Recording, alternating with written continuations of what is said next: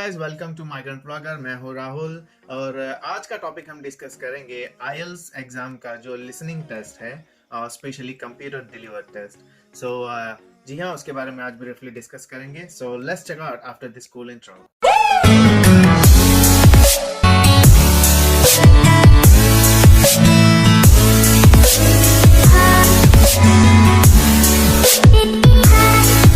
Friends, जैसा कि मैंने कहा, लिसनिंग टेस्ट कंप्यूटर डिलीवर्ड में थोड़े से डिफरेंसेस हैं।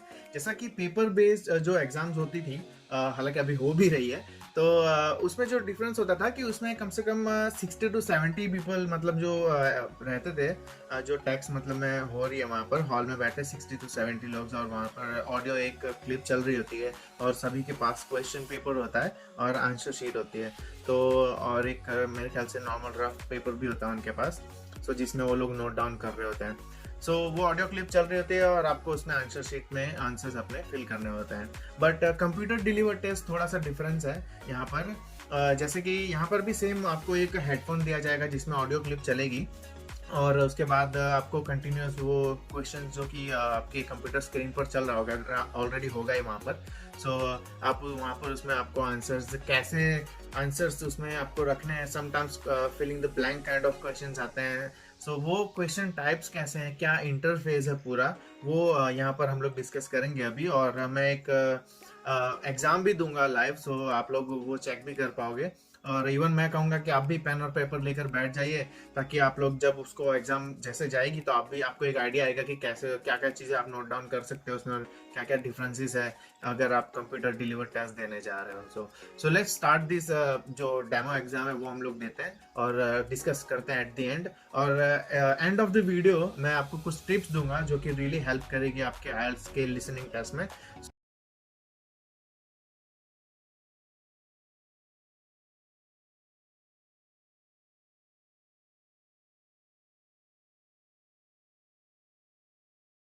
Change the volume using the bar in the top right corner. Click Continue when you hear the sound clearly.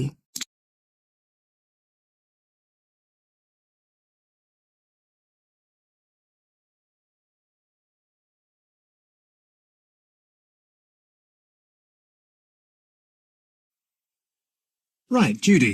This week it's your turn to bring us up to date on your dissertation. So? I've finished the basic research and planning, and the first draft, and hopefully I can start writing the final version now. Good. Not everyone knows your subject, so you'd better introduce it. I've chosen to study everyday life in the East End of London in the early 20th century. Lots of books have been published about the East End, covering everything from health to how roads and districts got their names. So you might think it's an obvious subject to pick, but in fact I was brought up there, and I've always been interested in finding out how the area shaped my upbringing. What materials did you use in your research? As I said, a lot's been written about the area, and I use some of it to get an idea of what to cover, but the bulk of my work is based on the elderly people from the area who I managed to contact and arrange to meet, and then recorded as they talked to me. And when they referred to any specific events, I looked them up in local newspapers from the time. Was it difficult to get enough source material? Not a bit. The problem started when I thought I had enough material and sat down to devise a workable filing system. It took ages, but I was really glad of it when I came to writing the draft. Otherwise it would have been impossible. And we also hold regular events at the library. Do I have to book for any of the events? No, that's not necessary. When you come into the library, do make sure you pick up a copy of the guide to the library. Of course, anything you need to know, such as how the catalogue system works, you can ask any member of staff. But the guide does contain basic information about our services. It doesn't include things like the special events, because they always change, but inside you'll find a plan of the library showing where, for example, the reading room is. It also tells you about our cafe in the basement, though that's not open at the moment because of building work we're having done to install disabled lifts. Oh, and if you can't find what you want on the shelf, there's a section about how to reserve books that tells you what you need to do. Thanks. I'll remember to collect that when I come in and read. Good morning, everyone. Welcome to all our staff on this summer's kids camp.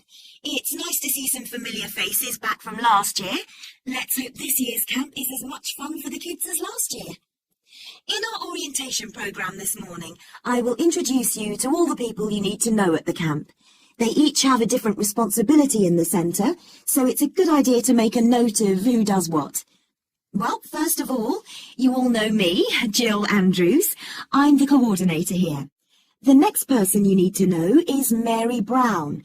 She's our accommodation officer, so she deals with all the housekeeping matters concerning both the children's dormitories and your own accommodation wing.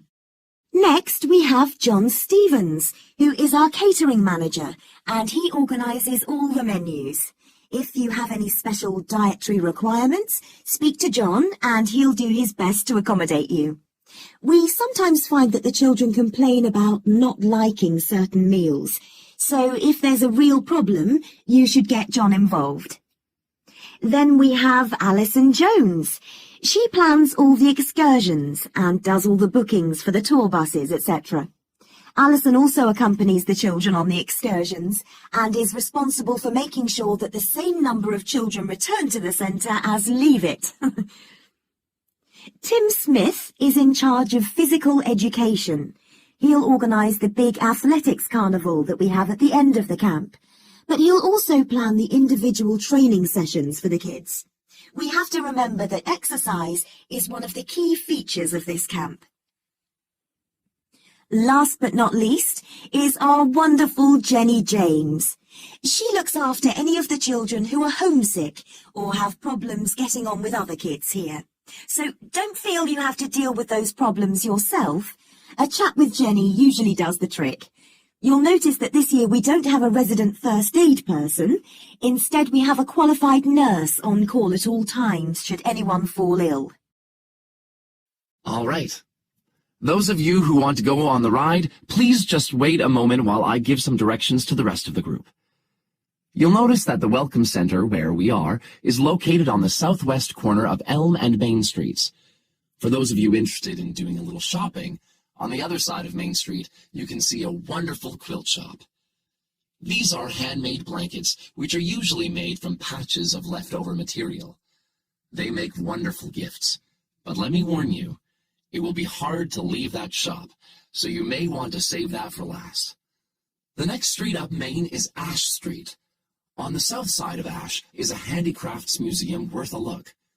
You'll be amazed at the variety of handmade crafts there. On Main Street, in the middle of the block past Ash, but before Oak Street, is a traditional one-room schoolhouse. Please be as quiet as possible and do not take photographs, as school is in session.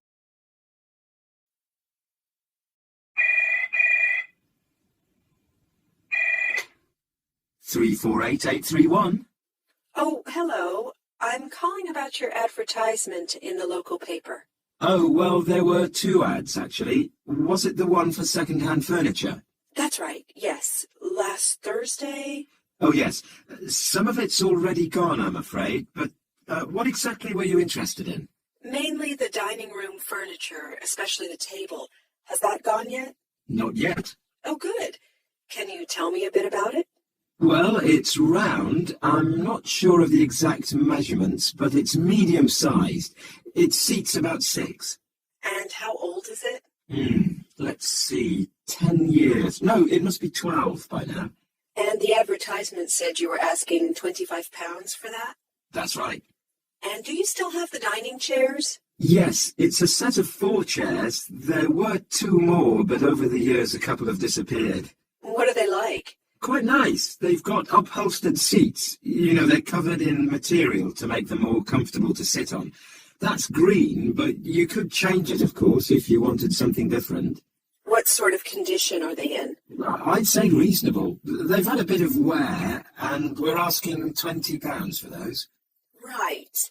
And the other thing I wanted to ask about was the desk. Can you tell me roughly how long the top is, so I know if it'll fit in my room? Let's see, it's 75 centimetres high, I know, and the length's 1 metre 20, and it's 40 centimetres deep. It's got 3 drawers. The top one's got a lock, so you can keep your valuables there. And you were asking £50 for that? Yes, it's a bit more because it's in good condition. But if you want to take the other things too, I could let you have it for 40. Good afternoon, everybody, and thank you for giving me your time today. Firstly, I'd like to talk to you about a career in the fashion industry, then about the kind of people we're looking for at Pacific Clothing, and finally, I'd like to tell you what we offer you if you come to work for us. All kinds of people work in a wide range of jobs in the clothing industry, from drivers to office workers and artists. At the moment, we're looking to recruit new staff from several professions. Right now, we're on the lookout for scientists, particularly to work with the dyes we use to colour fabrics. And to design the patterns and choose the colours which are going to appeal to consumers, we have a strong design team. We're not looking for any new designers at present, but vacancies may arise in future. However, at the moment, we are looking for engineers to work in the production department. Just like any company, we too need practically minded people to make sure that we're not spending more than we're earning. So, we're currently recruiting accountants. They will give you associated with fashion, but let me tell you, they perform a vital task. But that's not to say that if you have qualifications in another field, such as management or sales, we won't be needing someone like you in the future.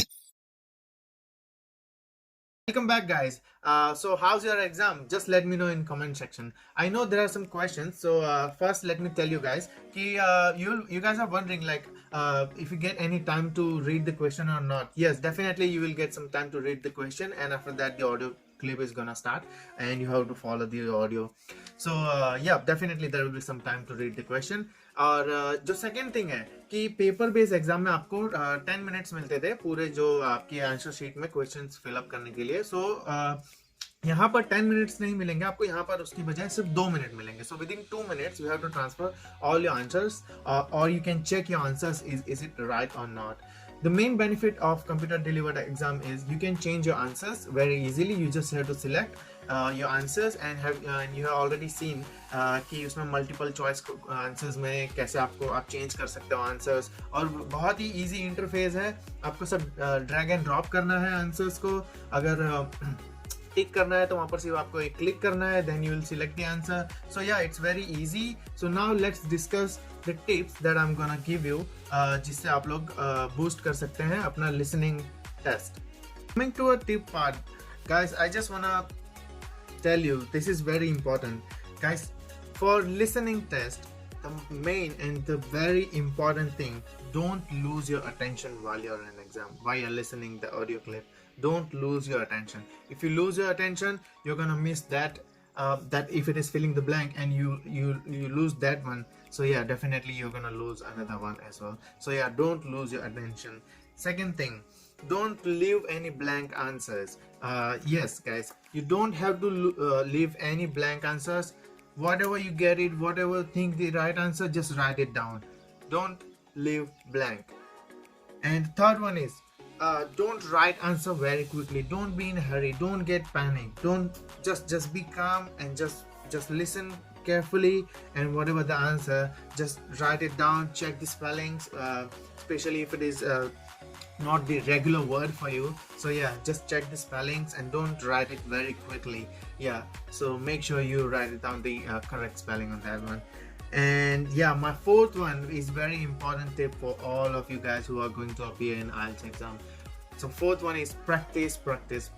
Guys, practice is very important for IELTS, because I have seen many people who are even the native speakers, they don't have like that, they don't get the 9 bands even, just because of there is a particular format that IELTS follow every time. So you have to practice what format is IELTS examiner is gonna check. So yeah, you have to check all the formats which is going to be considered in the marking systems. So yeah, definitely you have to practice.